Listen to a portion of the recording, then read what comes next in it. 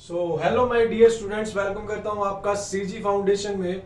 और आज हम बात करेंगे टॉपर स्ट्रेटजी किसकी। मैथमेटिक्स में न्यू सेशन स्टूडेंट्स हैं, उनको कौन कौन से पॉइंट्स ध्यान रखने हैं। देखो, जो 60% स्टूडेंट भी है ना, वो भी गारंटी है कि इस स्ट्रेटजी से 98% तक पहुंच सकते हैं। और जो ऑलरेडी टॉपर हैं, जो ऑलरेडी अच्छे हैं स्टडी में, उनको भी कुछ ऐसे पॉइंट ध्यान रखने हैं कि आप अपने बोर्ड एग्जाम में, फाइनल एग्जाम में बहुत बढ़िया स्कोर कर सको। ठीक है, तो ये बहुत ही इंपॉर्टेंट पॉइंट है because I have a 10 year experience of teaching. Clear, it has been 10 years to me teaching mathematics. तो उसके बिहाफ पे, उसके अकॉर्डिंग बात करते हैं ऐसा क्या क्या पॉइंट्स है जो आपको ध्यान रखने हैं टॉपर स्ट्रेटजी। तो स्टार्ट करते हैं भाई। और यहां पर मैं दो बातें बताऊंगा कि सीजी फाउंडेशन हम आपके साथ किस तरह से चलेंगे, क्या क्या चीजें जो आपके बोर्ड एग्जाम में 80 आउट ऑफ 80 के लिए इंपॉर्टेंट है, हम किस तरह से चलेंगे और आपको किस तरह से चलना है, दोनों चीजों पर काम करते हैं। ठीक है, तो स्टार्ट करते हैं। जैसे कि अब मैं बात करता हूं एक नंबर सिस्टम की, पहले चैप्टर की बात करता हूं, 9th क्लास के। ये 9th क्लास के लिए वीडियो है। और 9th क्लास का सपोज किया हमने, फर्स्ट चैप्टर स्टार्ट किया नंबर सिस्टम। तो सबसे पहले उस चैप्टर का बिल्कुल डिटेल लेक्चर आएगा आपके पास पूरा। उसमें बेसिक कंसेप्ट होगा सारा नंबर सिस्टम का, कि नंबर सिस्टम एक्चुअली में है क्या है। कुछ बच्चे क्या होते हैं, चैप्टर स्टार्ट कर लेते हैं, चैप्टर का मीनिंग ही नहीं पता होता।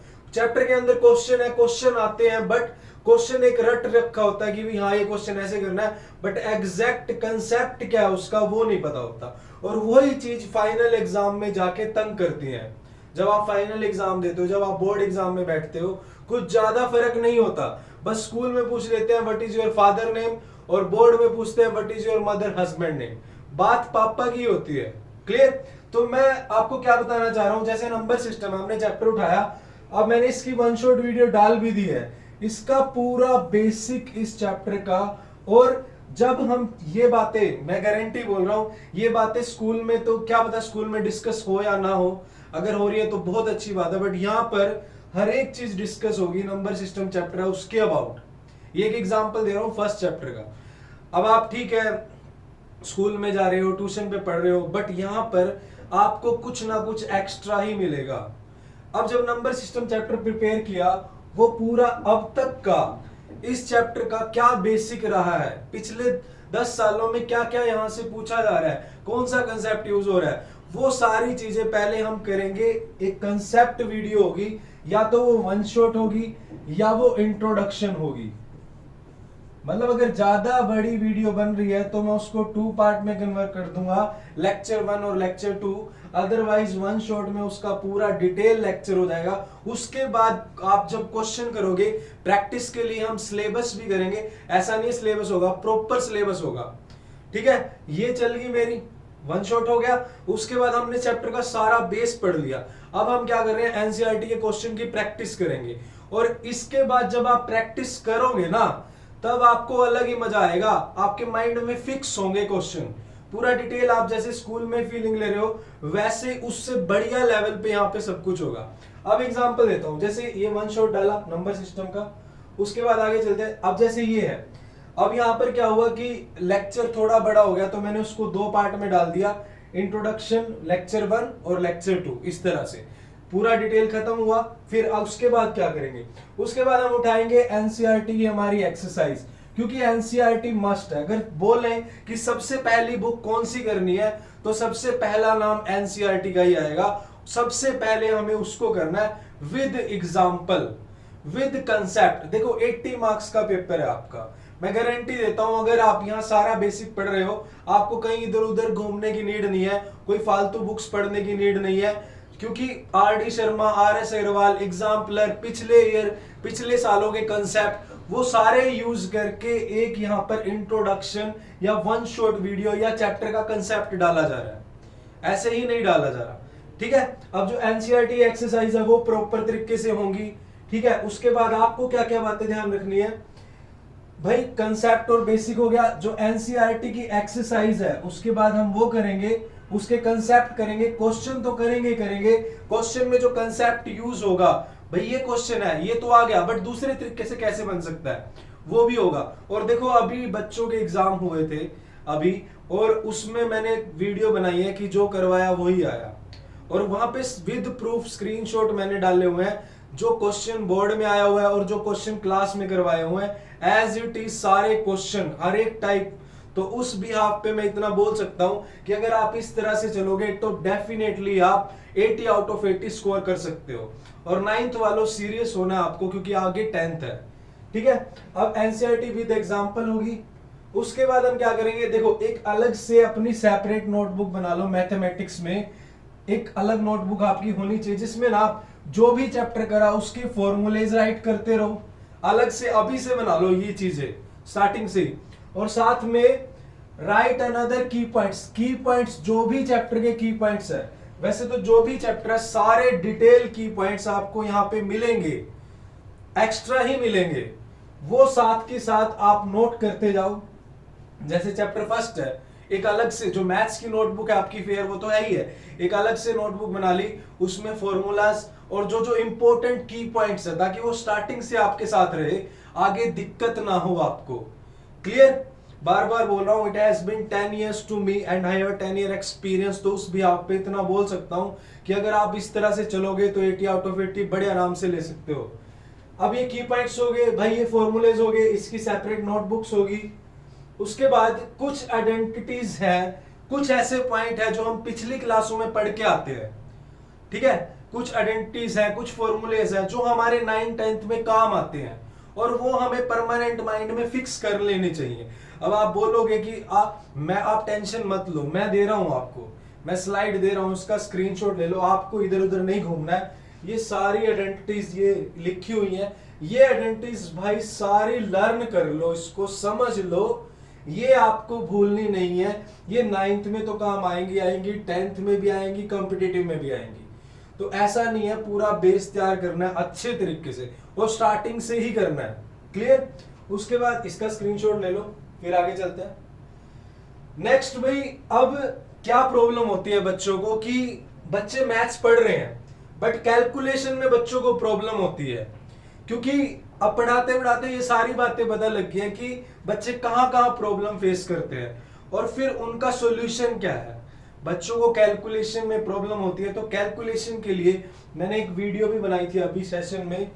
अब इसमें सरफेस एरिया एंड वॉल्यूम की कैलकुलेशन थी, और डेफिनेटली अगर आप इस वीडियो को देखते हो, सरफेस एरिया एंड वॉल्यूम की कैलकुलेशन तो आपको आसान लगेंगी ही लगेंगी, साथ में जो ये कैलकुलेशन है आपकी दूसरी जो भी कैलकुलेशन होंगी अदर चैप्टर्स की, वहां पे भी काम आएगी।